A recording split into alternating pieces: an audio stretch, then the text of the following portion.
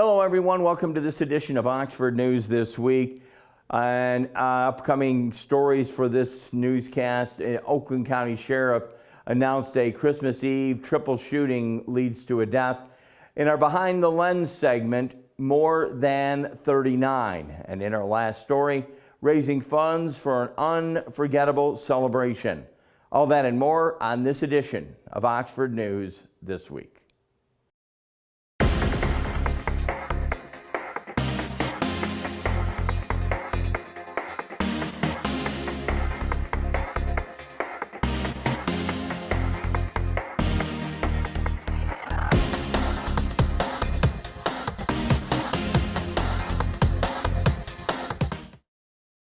You can sense the sound of frustration in Sheriff Burchard's voice when reviewing the suspect's record and the pain that was inflicted on Christmas Eve. The suspect in a random Christmas Eve shooting here in Oxford, identified in court as 29-year-old Malik Latroy Webb, was charged with 19 counts complaint, including felony murder, on this past Saturday. Webb, who is from Genesee County, according to the Oakland County Sheriff's Office, stands accused of having shot 3 people near Ray Road on Christmas Eve in Oxford and killing 1. Webb was released from prison back in 2023 after serving 5 years and 6 months for felony gun charges. He was then released 2 years short of his maximum sentence, despite acquiring another weapon charge while in prison. According to the Oakland County's 52nd 1 District Court in Novi, Webb was discharged from parole on January 1st of this year. The Oakland County Sheriff's Office says Dr. Barbara Wolf, 71, of Oxford area, and her 38-year-old daughter stopped by to try and help Webb after he drove his car into the ditch on Ray Road at North Oxford Road at around 6:15 in the evening on Christmas Eve. Webb ran up to the driver's side of the Wolf's car and tried to get in. Wolf tried to drive away. Webb began shooting onto the vehicle, hitting both Wolf and her daughter. The Sheriff's Office says the 39-year-old woman was driving down the road, saw the car in the ditch, and then turned around to check it out. When she, the other victim, stopped, Webb allegedly pointed a handgun at her head and demanded the keys. And the Sheriff's Office said he told the woman to get in the vehicle, but she was able to run away as Webb tried to drive away.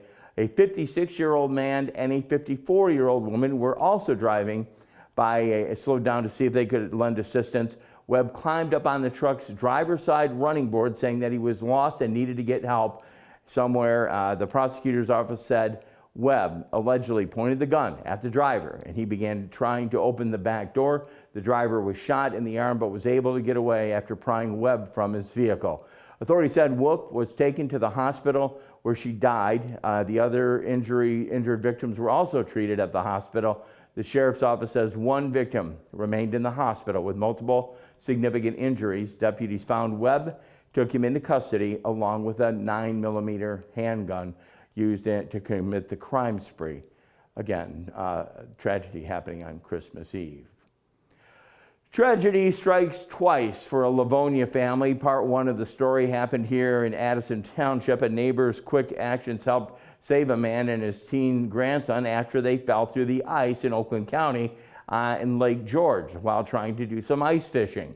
At 1:45 on Thursday afternoon, December 26th, Oakland County deputies responded to the 700 block of West Leonard Road in Addison Township after receiving a report of 2 people falling through the ice on Lake George. Authorities discovered that the 66-year-old Livonia man and his 15-year-old grandson, a resident of Legionnaire Penn, had gone onto the frozen lake to try and do some ice fishing. While drilling a hole when the ice gave away, causing the grandfather to fall into the water, the teen then called 911 when he tried to get his grandfather out of the lake, but the ice broke and he fell in as well. A neighbor saw them fall and quickly grabbed a kayak, went out to save them, and assisted the teen out of water, and then grabbed another kayak to help the grandfather. The neighbor couldn't get the 66-year-old out of the lake in time because the ice kept falling and breaking. He kept the man's head above water until help arrived. Addison Township firefighters arrived with a secured line around the man and was able to pull him to a safer area. According to the sheriff's office, CPR again was administered to the grandfather and he was taken to a local hospital where he is listed in critical condition. The 15-year-old was treated and then released. Authorities say neither of them were wearing life jackets, and alcohol is not believed to be a factor in the situation. The Oakland County Sheriff's Office and the search rescue team, along with the Lapeer County Sheriff's Office dive team and Clinton County Sheriff's Office, responded to the scene, and that scene is still under investigation. Now, part two from that same story in the same family. Part two of this family's story takes place in North Oakland Township, where a family was on the way to pick up the vehicle from the man in the aforementioned story. A woman died, and 3 other people were hurt in the Oakland County crash, a head-on collision that took place on Rochester Road at 1:53 on Friday the 27th on Rochester Road near Beach Drive in Oakland Township.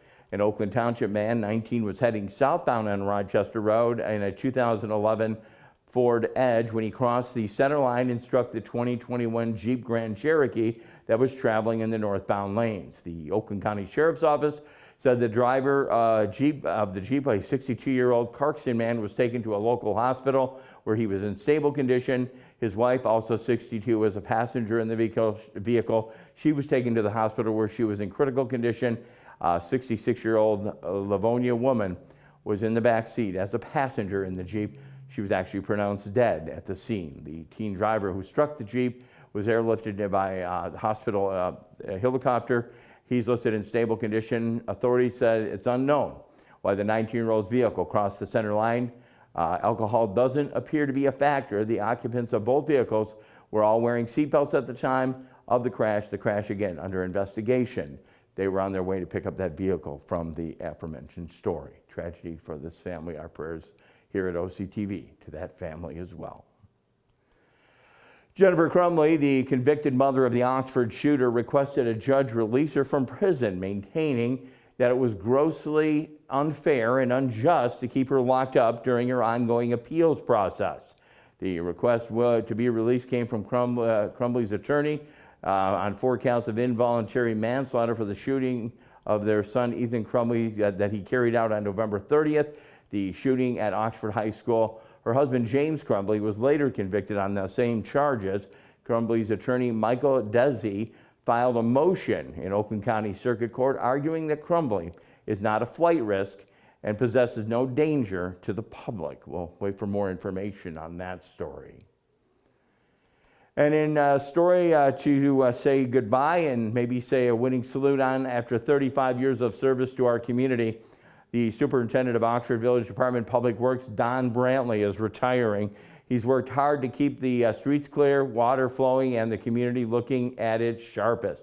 Brantley was born and raised in Oxford Village. He started working at the Department of Public Works back in 1986, the same year he graduated from Oxford Christian Academy. He began working full-time for the department just 2 years later and then became superintendent in March of 2002. Village manager Joe Medora says Brantley has given more to the community than can even be counted. Brantley's last day coming up real soon. It'll be on January 3rd. Congratulations to him, and thanks for keeping our roads all plowed. In Oakland County, an update to a story brought to you last week. The Oakland County Board of Commissioners has elected Guidepost Solutions to review Oakland County's response to the Oxford High School tragedy. In September, the Board Commission authorized a $500,000 funding review. Guidepost findings are expected to be shared to the public in mid-2025. And in our Behind the Lens segment, we look forward to that every week, but this one a little bit bittersweet as more than just number 39. President Jimmy Carter presidency, probably the most challenging of the 4 years that he spent in the White House, and mentioned probably not at the best of times for this country, but it was his activity after his 4 years in the office that celebrated a life of community service, working all over the world to help his fellow man. Working with Habitat for Humanity and many other organizations, his life of being a decent man with his wife Rosalind proved a life of service never ends. President Jimmy Carter, at 100 years old, passed away on Sunday. In our last story, raising funds for an unforgettable celebration. I know Dave Kenny will have something, Auto Talk and Science in the News. You're watching Oxford News This Week, right here on Oxford Community Television.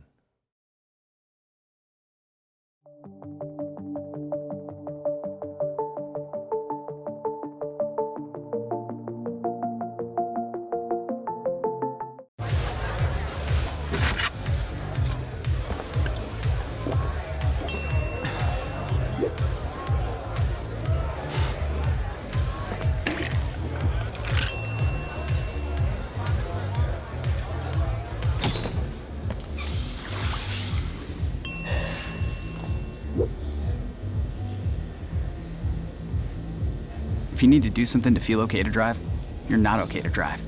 Don't drive buzzed. When a crisis hits, close to home and across the globe, nonprofits are on the front lines, ready to serve. Keep coming. The demand for charitable services has skyrocketed, and nonprofits are rising to meet the needs.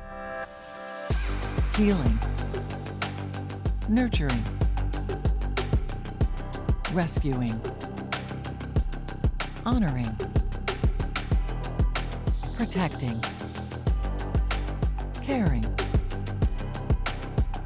inspiring. The work of philanthropic organizations of all sizes, across all missions, has never been more important.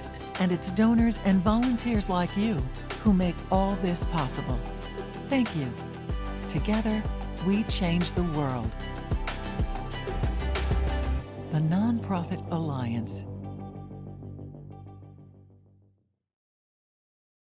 Welcome to this edition of Auto Talk. I'm Dave Kenny, and these stories are taken from Automotive News. In our first story, Hyundai's second-generation three-row Palisade crossover will borrow some styling cues from the Santa Fe five-seater, including its boxier shape. It also has a more elegant profile and a radically redesigned front end. Like with the latest Santa Fe, Hyundai is going in a new direction, though perhaps not as bold, with the next Palisade expected to launch in the mid-2025 for 26 model year. The grille is squared off and bracketed by 5 horizontally stacked rectangular lights that appear overall larger than the lighting package on the outgoing Palisade. Smoothed out side panels are dominated by large bulged wheel arches. The greenhouse, previewed in spy images, is more tapered with a roof line that slopes back toward the back to aid aerodynamics. The next Palisade will ride on a new platform with a longer wheelbase that enables more interior room. A more spacious three-row layout will position it to compete more effectively with the redesigned Honda Pilot and Toyota Grand Highlander. Seating for 7 or up to 9 passengers is expected. Hyundai says the front center console can be raised to create bench-like seating for 3 in the front row. The dash and steering wheel are similar to the Santa Fe. Analysts believe 2 new engines are planned for the U.S., a 2.5-liter hybrid powertrain and a new turbocharged 2.5-liter to replace the 3.8-liter V6 with 291 horsepower in the outgoing model. Both engines will be paired with an 8-speed automatic transmission. Prototypes have been spotted driving in near silence, hitting at electrification in some form. The flagship Palisade debuted in 2019 as a rival to the Toyota Highlander, Ford Explorer, and Chevrolet Traverse. And on the recall front, Stellantis is recalling 317,630 Ram trucks because of a problem with the brake hydraulic control unit. The unit may fail or malfunction, affecting the anti-lock brake system and traction control, increasing the risk of a crash. The recall includes the 2017 to 2018 Ram 2500, 3500, 4500, and 5500, according to NHTSA document. 100% of affected vehicles have the defect. Stellantis and predecessor Fiat Chrysler automobiles logged 4,622 customer assistant records, 53,448 warranty claims, and 1,460 field reports potentially linked to the issue between November of 2016 and March of 2024. NHTSA opened an investigation on November 28, 2022, into braking issues in the 2017 to 18 Dodge Ram 2500 and 3500 vehicles. The investigation centered on hydraulic control units in anti-lock brake systems that may fail or make braking more difficult. Stellantis responded to NHTSA's inquiries and collaborated on testing through mid-2024. After reviewing engineering data and testing defective parts, the automaker initiated a voluntary recall on November 21st of 2024 to address the control unit defect. As of November 18th, 2024, the automaker said it was not aware of any crashes or injuries related to the defect. Repairs involve replacing the control units with an upgraded one with a new pump motor brush material. Owners are advised to watch for malfunction indicator lamps, which indicate when the anti-lock brake system motor is not working. Dealers were notified of the issue on December 5th, and owners will be contacted January 9th through the 17th. Well, that's it for this edition of Auto Talk. I'm Dave Kenny. Stay tuned to Oxford Community Television.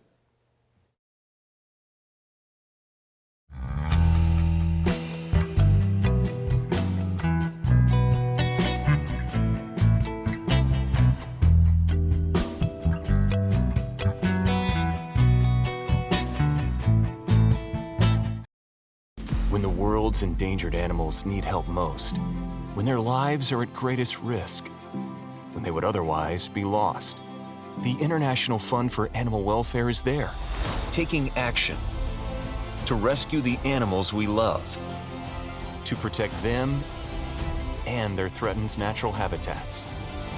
But the danger to animals the world over is growing, and the need for your help has never been more urgent.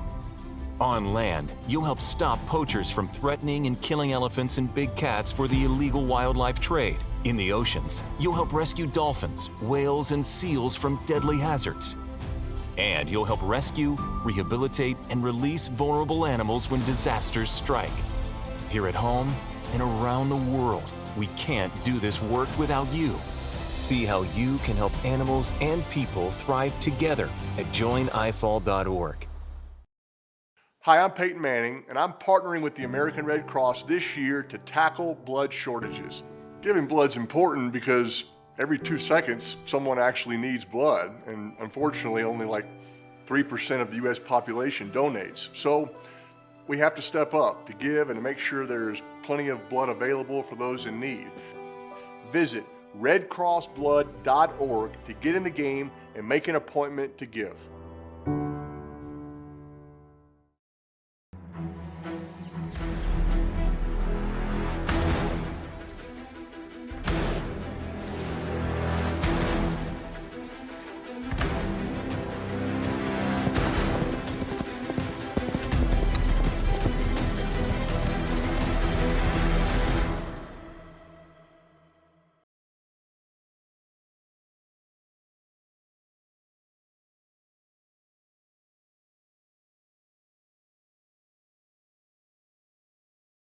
Welcome back to Oxford News This Week. Oxford sports kind of on a lull right now during the winter break or the Christmas holiday break. Everything will be back into gear and you'll be seeing some sports. I know we've been doing basketball, volleyball, and even swimming. But we'd like to still welcome this week's sports report. The Oxford Athletic Department recognizing assistant coach, track and field coach Mike Sodrodovich, who for his recent accomplishment was given a special appreciation award from the Association of Track Officials of Michigan.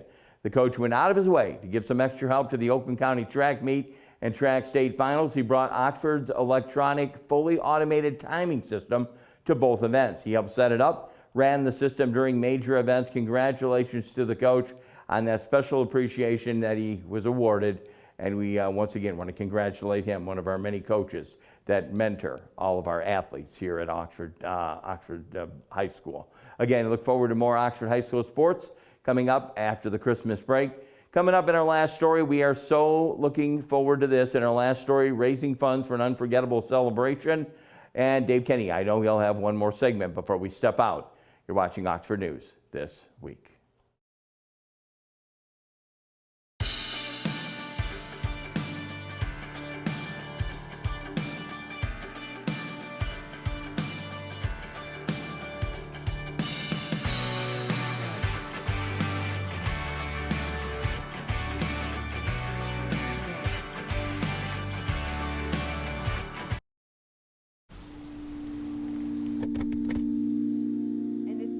doctor or is this with the nurse practitioner?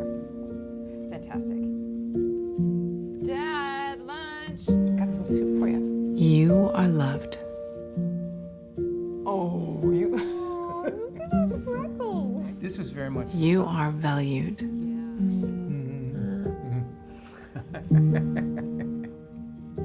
You are strong. You are resilient.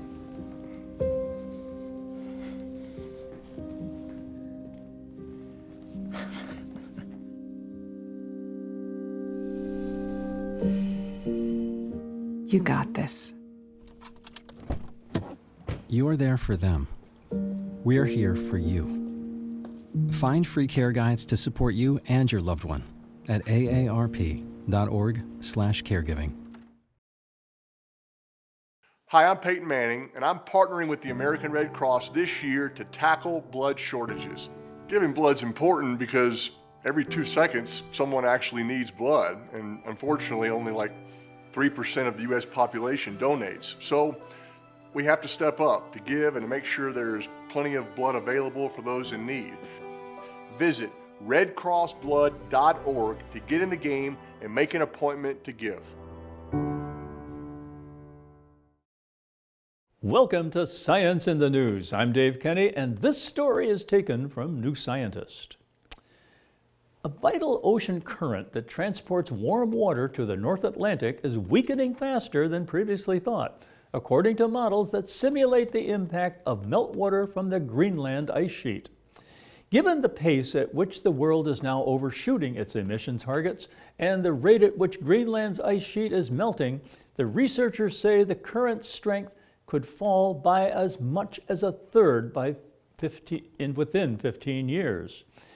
The Atlantic Meridional Overturning Circulation, or AMOC, is like an oceanic conveyor network that moves warmer waters from the equator to the North Atlantic and takes cool water from high northern latitudes southward into the deep ocean. For decades, researchers have warned that if the AMOC were to break down, it would result in increasing climate chaos across the globe, including a drop in temperatures in Europe and disruptions to the monsoon rains in Asia.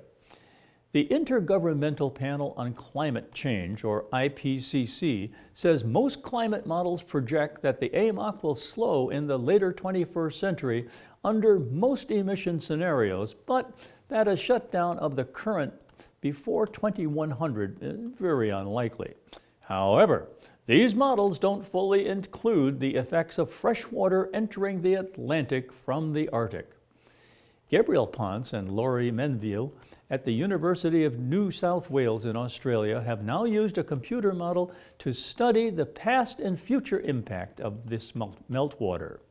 When fresh water from the melting ice reaches the ocean, it disturbs layers of denser water below the surface.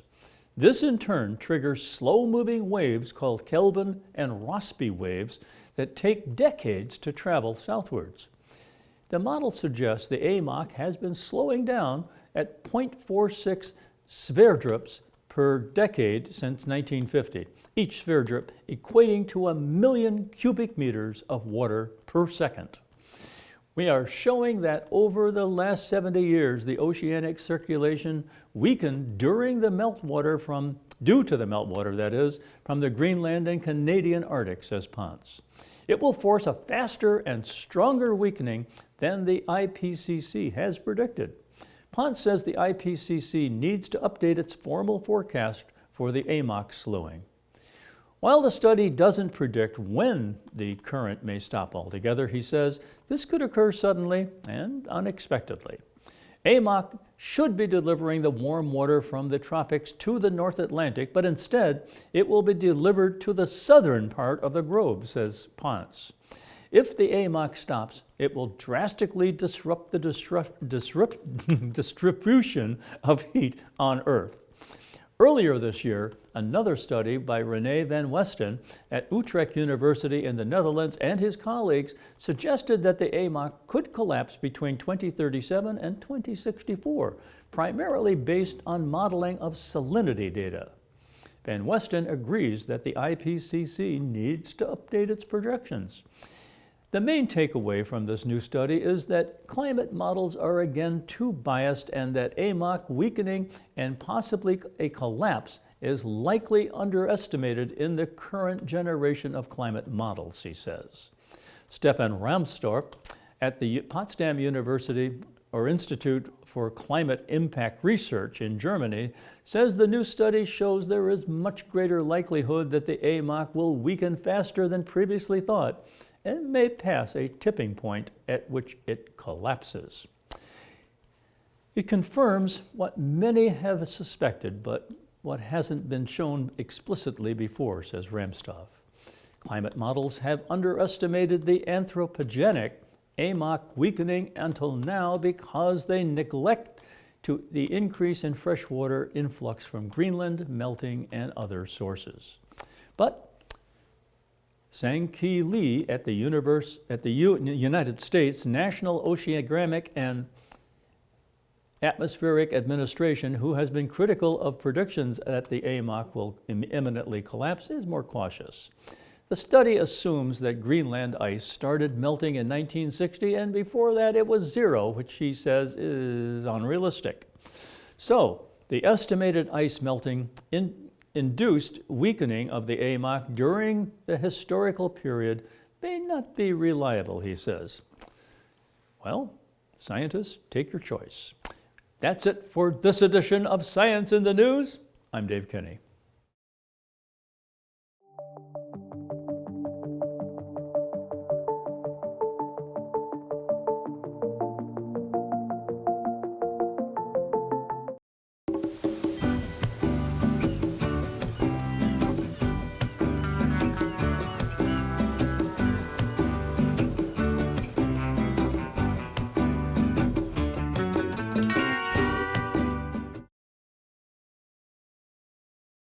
In our last story today, we take it from another TV station, WXY-TV in Detroit, raising funds for an unforgettable celebration, reporting that online fundraising efforts are underway to help raise $25,000 to provide an unforgettable senior all-night party at the Oxford High School in 2025. The more than 400 seniors are the last group of students at the high school who were actually involved in the tragedy back in 2021. Families hope to provide a fun night where the students can just be kids and away from the stresses and pressures of life. The last thing they do together as a class and as they graduate. The fundraiser is hosted on a GoFundMe page on behalf of the Oxford High School Parent Booster Club and was launched by Oxford's parent, Marcia Hudson. Organizers hope the students will be able to cherish memories of the party for a lifetime. To donate, you can help out. Go to the GoFundMe page campaign, help create joyous memories for OHS class of 2025. That's going to wrap it up for Oxford News this week, and without a doubt, the last newscast of 2024. OCTV actually can be viewed on Spectrum Charter Channel 191 and Channel 99 on that ATT Uverse system. Check us out on YouTube, Facebook, Rumble, the Amazon Fire Stick, and Roku. If you have a show idea, maybe you'd like to be a volunteer at our TV station, OCTV you can give our office a call at 248-628-9658. A very special thank you going out to producer, director Kyle Snage, our news writer extraordinaire, Allison Miller, our station manager, Terry Stiles. For everyone right here at OCTV, I'm Jim Hughes, hoping you have a happy holiday season and again, a happy new year, upcoming new year. I invite you back next time when again, we all will take a look at Oxford News this week. Happy New Year.